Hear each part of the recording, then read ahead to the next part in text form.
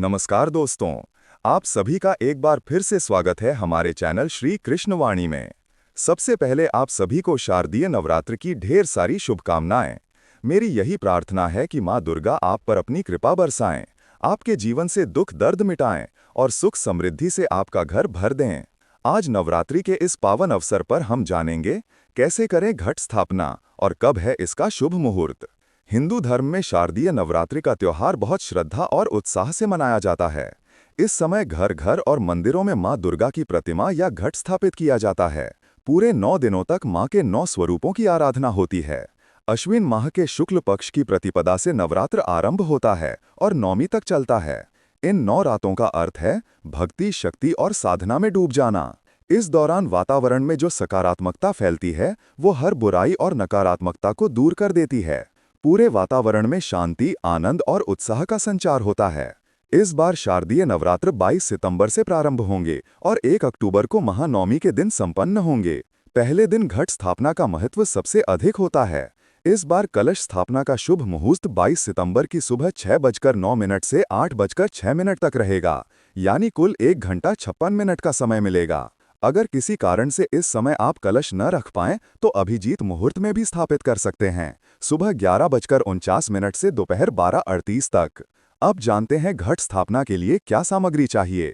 अनाज और स्वच्छ जौ, जल से भरा कलश, गंगा जल, सुपारी, मौली, रोली, नारियल, आम या अशोक के पत्ते, मिट्टी का पात्र और पवित्र मिट्टी, अखंड ज्योति के लिए बड़ा दीपक और रुई की बत्तियां, लाल कपड़ा, सिक्का, फूल, माला, इलायची, लौंग, कपूर, अक्षत और हल्दी।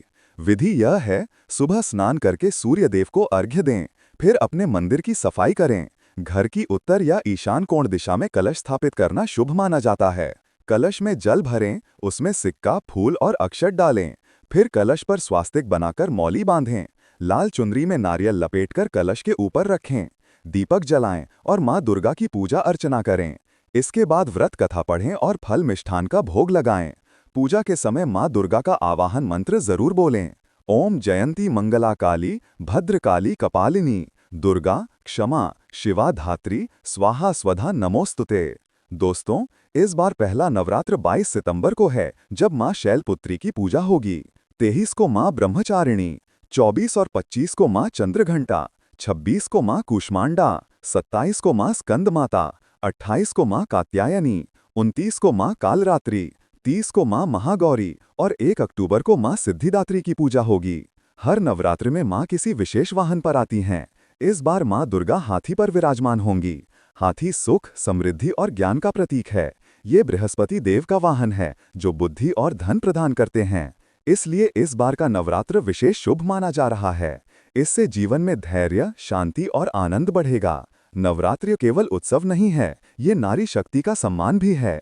माँ दुर्गा ही जगत की आदि शक्ति हैं और उनके 9 स्वरूप अलग अलग आशीर्वाद और वरदान देते हैं। ग्रह बाधाएं भी दूर होती हैं। पहले दिन माँ शैलपुत्री की पूजा से उत्तम स्वास्थ्य और दीर्घायु का आशीर्वाद मिलता है। ये पर्व हर भक्त के लिए मंगलकारी है। इस बार चतुर्थी तिथि की वृद्धि भी हो रही है, जो अत्यंत शुभ मानी जाती है। साथ ही माँ का हाथी पर आगमन भी बहुत कल्याणकारी है। इसका अर्थ है, ये नवरात्र हर घर में सुख, समृद्धि, शांति और उत्साह लेकर आएगा। तो दोस्तों, ये थी नवरात्रि और घट स्थापना से जुड़ी महत्वपूर्ण जानकारी। आपको यह कैसी लगी, कमेंट करके जरूर बताएं और हमारे चैनल भक्ति ज्ञान को सब्सक्राइब करना न भूलें। माँ दुर्गा आप सबका जीवन मंगलमय करे।